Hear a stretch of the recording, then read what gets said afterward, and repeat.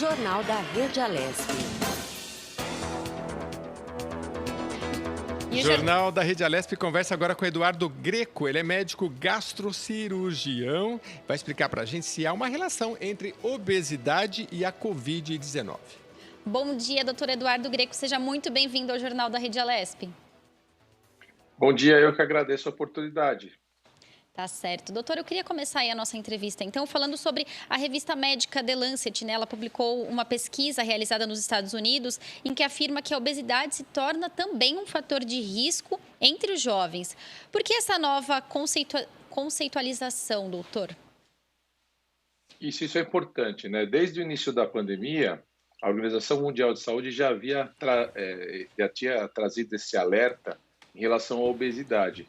Porque se você retirar o fator idade, né, e a gente vê que no coronavírus a idade é o preocupante nos casos dos pacientes ficarem mais graves, a obesidade é o principal fator associado aos jovens que estão ocupando leitos de UTIs, por exemplo, aos pacientes que vêm a falecer. A gente teve recentemente, né, um repórter da Rede Globo que teve um repórter esportivo. Então, a obesidade do jovem é um fator de risco preocupante para desenvolver os quadros mais severos do coronavírus.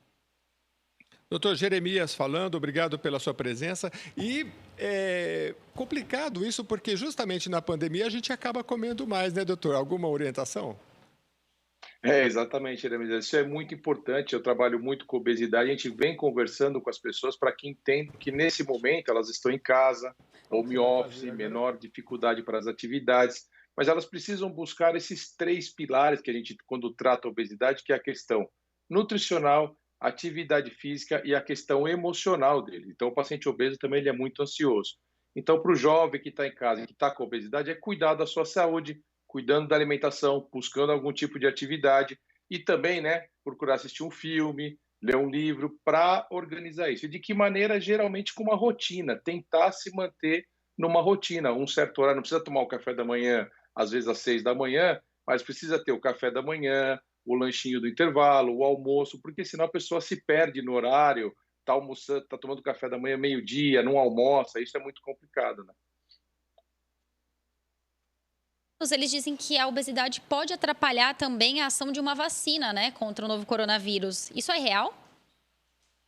Importante a sua pergunta, muito boa essa colocação, porque saiu um estudo, e esse estudo, assim, a gente não tem dados importantes, é também para a gente não assustar os obesos, né, pessoal que está um pouquinho acima do peso, porque ainda a gente nem tem a vacina, né? Então a gente precisa aguardar a vacina chegar, precisa ter testado. As outras vacinas que são aplicadas nos pacientes obesos, elas funcionam de maneira normal. Então esse estudo gerou muita controvérsia, então as pessoas não precisam se preocupar, porque a gente nem a vacina tem.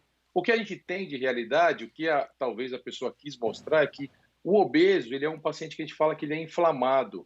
O organismo dele vive num processo inflamatório muito intenso e isso leva a ele formar menos anticorpos. A defesa dele já é menor para qualquer outro tipo de doença. Então a gente sempre vê que a obesidade leva a outras doenças, o paciente consegue ficar com uma infecção maior, demora mais tempo para se recuperar de uma infecção. Então o obeso ele tem uma imunidade menor, por isso que ele pode ficar mais grave quando está contaminado com o coronavírus. Agora, a gente não pode afirmar que a vacina não vai ter a mesma eficácia na obesidade.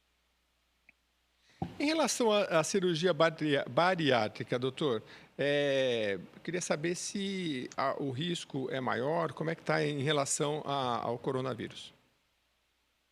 Isso, em relação ao coronavírus, o que a gente tem, né? Nós temos pacientes que fizeram algum tipo de tratamento, estão num tratamento, pode ser um tratamento clínico tomando medicação, pode ser um tratamento endoscópico através de sutura ou balão intragástrico, ou até mesmo a cirurgia bariátrica. Então, esses pacientes que estavam já no tratamento, para eles é melhor, porque eles já estão perdendo peso e isso vai ajudar. Então, o paciente que está com uma cirurgia, que realizou a cirurgia, ele não vai ter mais riscos. É claro que ele tem que manter o acompanhamento médico, as orientações nutricionais, manter a sua suplementação e manter uma dieta equilibrada. Aqueles pacientes que estavam em preparo de cirurgia, aí esses pacientes tiveram que aguardar, os procedimentos foram cancelados março, abril, maio, porém já foram retomados a partir de junho. E é importante a gente também passar isso, não só a obesidade, as pessoas precisam tratar do coração, tratar do câncer. Então, os hospitais já estão preparados, já há segurança para essa retomada das atividades dos procedimentos eletivos. Tem um trabalho americano de Nova York que mostrou que infartaram em casa 800% mais pacientes por conta de não se tratar. Então, é claro que você não vai no hospital, né, sem necessidade, mas a gente não pode deixar de tratar os nossos pacientes. Então, doutor, para ficar aí, né, bem claro, quem fez a bariátrica deve ser acompanhado agora, principalmente nesse momento, né? Sempre, por ser muito importante, realmente eles correm um pouco mais de risco na pandemia, é isso mesmo? Isso, quem fez a cirurgia bariátrica, ele está se alimentando menos, né? Ele está num processo de emagrecimento. Então, ele tem os dois lados. Por um lado, ele vai diminuir o risco da obesidade dele em relação ao coronavírus. Por outro lado, ele ainda está obeso e está com uma dieta extremamente restrita. Então, é importante esse acompanhamento com o médico e com a questão nutricional, porque senão ele reduz muito, né, a questão da nutrição dele. Então, se ele estiver fazendo acompanhamento, tomando a sua suplementação vitamínica, a gente reduz esse risco. Estamos conversando com o Eduardo Greco. Doutor, eu queria saber da questão genética, né? Qual é o percentual de influência da nossa genética na obesidade?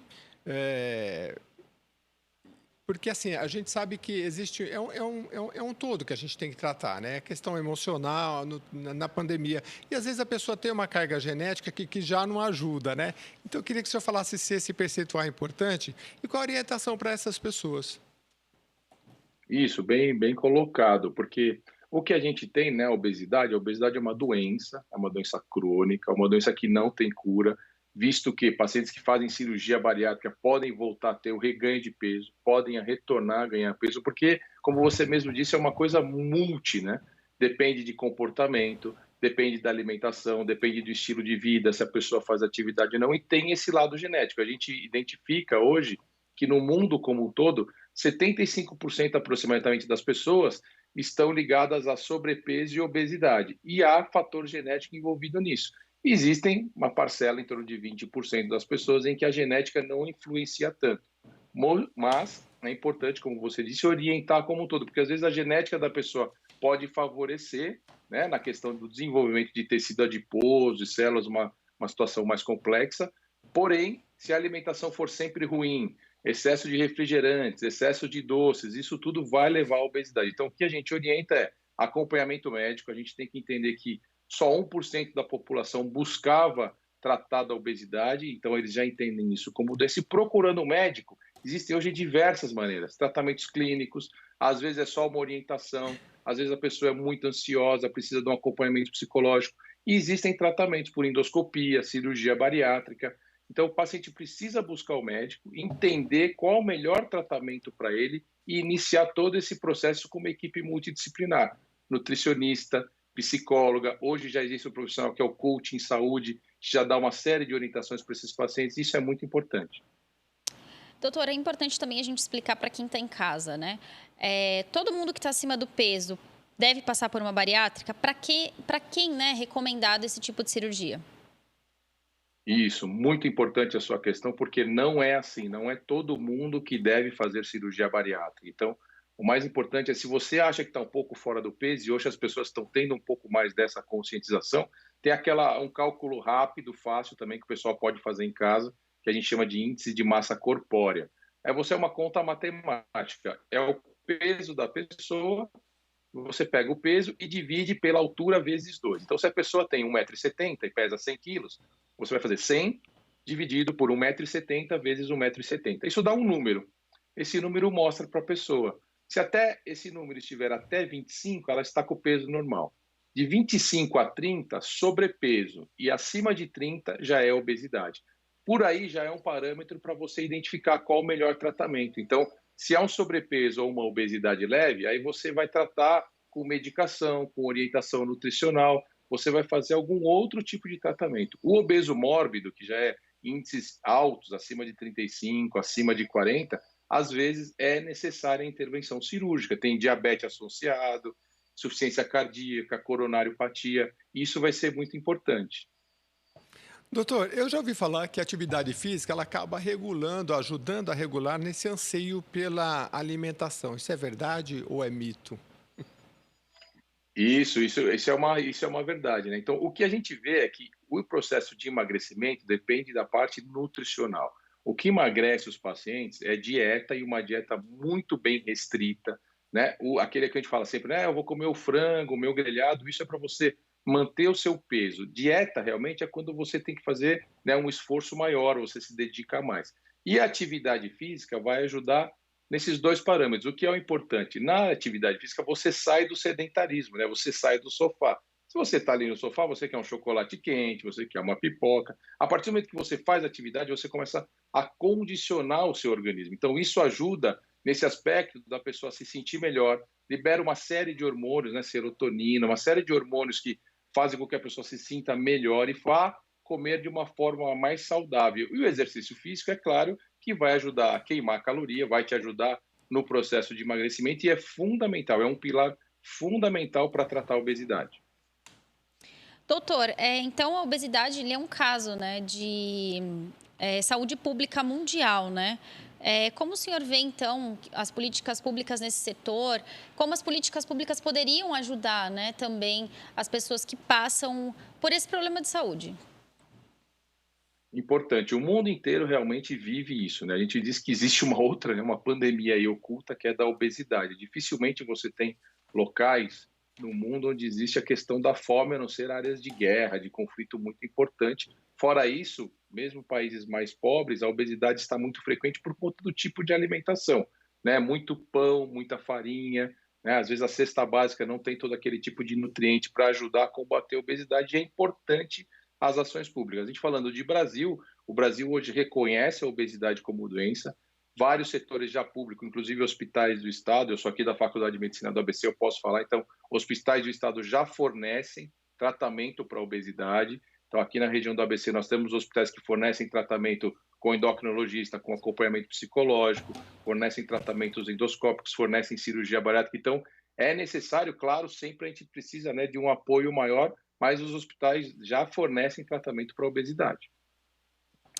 Doutor Eduardo, a gente também está recebendo aqui a interação das pessoas que estão em casa e chegou uma pergunta agora das redes sociais, né? É uma pergunta: pessoas com diabetes que não são obesas, elas devem fazer bariátrica? Isso depende, às vezes sim. Existe uma cirurgia bariátrica que a gente chama de cirurgia metabólica. Então, essa cirurgia metabólica também serve para controlar o diabetes. Então, é importante o paciente diabético, dependendo do diabetes, claro, né, a avaliação médica toda completa. Se esse diabetes está totalmente descontrolado, existe uma modalidade da cirurgia bariátrica que vai poder ajudar sim essa pessoa. Doutor Eduardo, o senhor falou aí da questão do pão, da farinha. Eu queria comentar o seguinte: quando é que a gente tem que começar o cuidado para não se tornar obeso? Queria falar sobre as crianças, né? O senhor também já passou aí dos 30, acredito. Então, assim, eu me lembro que quando a gente era bem pequenininho, a gente levava uma lancheira e tinha uma fruta, uma maçã, né? Enfim, às vezes um lanchinho com pão. Mas hoje, você vai em muitas escolas e você vê a criançada na hora do intervalo correndo para uma... Como é que chama, Thay? Uma cantina e dá-lhe bolacha e dá-lhe salgadinho, né? A gente falou aqui de políticas públicas, então eu queria que o senhor falasse sobre isso, da importância e se os estudos que o senhor acompanha no Brasil e no mundo, se tem alterado essa rotina das crianças. Muito, né? Os novos estudos mostram um aumento absurdo, muito grande, principalmente em crianças e adolescentes. A obesidade infantil é hoje um problema muito grande, exatamente por conta do tipo de alimentação. Então, na nossa época, eu tenho um pouquinho mais de 30, tá? Eu tenho já 46 anos, o cabelo está branquinho já por conta disso. Mas é o que você bem disse, né? Nós levávamos frutas, a alimentação era mais caseira, você fazia muito mais atividade, né? Então, a gente via as crianças na rua, as crianças brincando. Então, hoje é muito isso mais difícil. E essa busca, né? A gente já vê que praticamente 20% de adolescentes obesos, e ele começa com uma questão de ser obeso na adolescência, ele vai ter 75% de chances de se tornar um adulto obeso. Então, a obesidade é um crescente no mundo, e principalmente também aqui no Brasil, porque os nossos jovens, as crianças, os adolescentes estão obesos. E isso por conta fundamental, às vezes a criança até tem um pouco mais de atividade, mas quando vai chegando na adolescência, o que a gente começa a se deparar? Aquele paciente, aquela criança que era gordinha, ela começa a viver uma questão que é vergonha, né? Então ela tem vergonha de tomar um banho às vezes lá no clube, tem vergonha de tirar a camisa na frente dos amiguinhos, então começa a não mais praticar esportes e comer muito errado, e é essa alimentação, muito fast food, muita coisa industrializada. Então aí vem o recado para a família, porque se a família não se tratar, não adianta chegar um adolescente lá no consultório e falar: doutor, meu filho está fora do peso, o senhor precisa emagrecê-lo. Primeira coisa que eu faço é, primeiro eu vou tratar a família, conversar com o pai, com a mãe, mudar os hábitos, porque senão é muito difícil, né? A gente fala para a família, quem leva a comida para o filho, quem faz a lancheira do seu filho, ou deixa ele toda hora na cantina, são os pais. Agora, tem que ter um pouco o lado psicológico, porque a criança, ela vai numa festa infantil, ela vai comer um salgado, ela vai comer um hot dog, às vezes ela vai tomar um sorvete. A gente tem que saber equilibrar isso, mostrar para a criança em casa o que é saudável, brincar com os alimentos, para que ele aceite uma alimentação saudável, mas que também você não proíbe, porque principalmente o adolescente, você começa a proibir, é o momento às vezes que ele cria uma revolta, né? O lado psicológico dele, ele começa a ganhar mais peso. Então é muito importante o trabalho com a família e muito importante a gente cuidar da obesidade infantil, porque no futuro teremos mais obesos por conta disso. Pois é, você viu a recomendação do doutor aí, né? Tem que saber lidar com as crianças, porque, olha, você ficar revoltado, aí vai engordar mais ainda, né? Então, assim, é o saber o trato e saber a hora de colocar. A gente sabe, às vezes, que quem tem filhos ou sobrinhos é um tal de abrir a geladeira, refrigerante a toda hora, né? Então, vamos pensar nisso, porque, olha, 75% de chance tem uma criança de ser obesa. Acho que é isso, que né, o doutor pode até me corrigir. É isso aí. Se ela já... Exatamente. Exatamente, se ela já vem com esses hábitos, né? Então, cortar isso logo no início é muito bom. Thay, por favor. A reeducação alimentar, né, como o senhor falou, realmente é muito importante. Mas também é bom frisar que as crianças são um reflexo dos pais ou dos adultos que moram com ela, né? Principalmente agora nesse momento de pandemia, que a gente vê ansiedade até nos pequenos. Como a gente faz, quem tem criança, que é o meu caso, em casa, que está ansiosa, porque não está fazendo todas as atividades escolares e nem pode descer, às vezes, no condomínio para brincar com os amiguinhos, eles acabam descontando realmente na comida. Vai assistir um desenho que é pipoca, vai fazer uma outra atividade, vai procurar comida na geladeira. Eu falo porque isso tem acontecido na minha casa. Como fazer nesse momento de pandemia com essa educação alimentar em casa? Isso é legal, tá? Eu também, né? Eu tenho uma menina de 11 anos e um menino de 9 e a gente está vivendo realmente essa dificuldade. Aula online, aula em casa. Então, como que a gente consegue e o que a gente está recomendando para os pais? É criar de uma certa forma essa rotina. Então, né? Acordava às 5h30 para ir para a escola, consegue acordar um pouquinho mais tarde, mas é você dar uma organizada nisso, estimular para que faça algum tipo de atividade que consiga em casa, ou de YouTube, ou eu chego em casa no final do dia, as crianças montam um circuito, então, nós temos 30 minutos, né? Faz um pouquinho de polichinelo, então faz uma corridinha, alguma coisinha dentro da sua casa. E na alimentação é o que você disse, é esse equilíbrio. Você não vai conseguir aí tirar tudo. Agora, o que não pode é estar disponível toda hora o chocolate, a bala, está ali à disposição da criança. Então, o que eu falo para os pais também, quem tem a condição, no final da tarde, antes do seu filho ele vai pedir alguma coisa, você prepara um prato de frutas cortadinhos e leva para eles.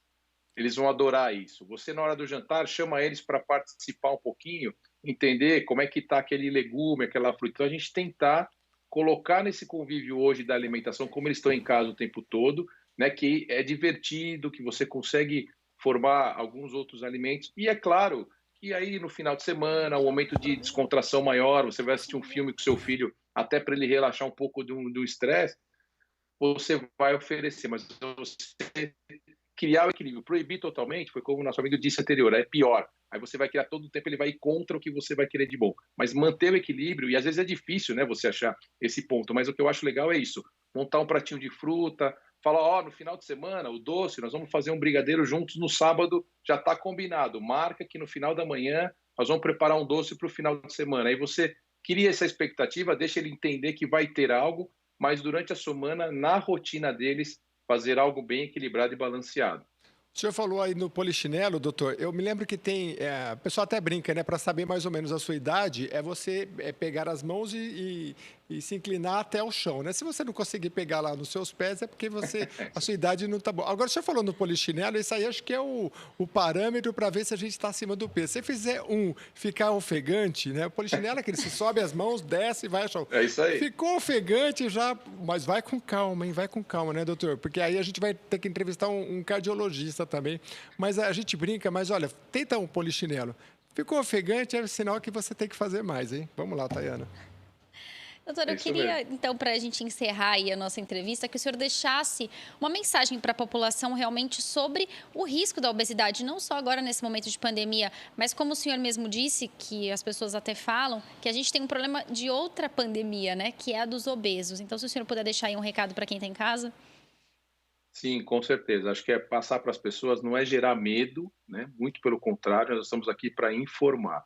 Então, novamente, a obesidade é uma doença, hoje é uma doença que leva a outras doenças, leva a diabetes, leva a problema cardíaco, leva a coronariopatia, leva a problema articular, leva até câncer em alguns casos. Então, não deixe ficar tratando de outras doenças e esquecer que precisa tratar o fundamental, que é a obesidade, e buscar um apoio. Hoje, existem diversos modelos de tratamento.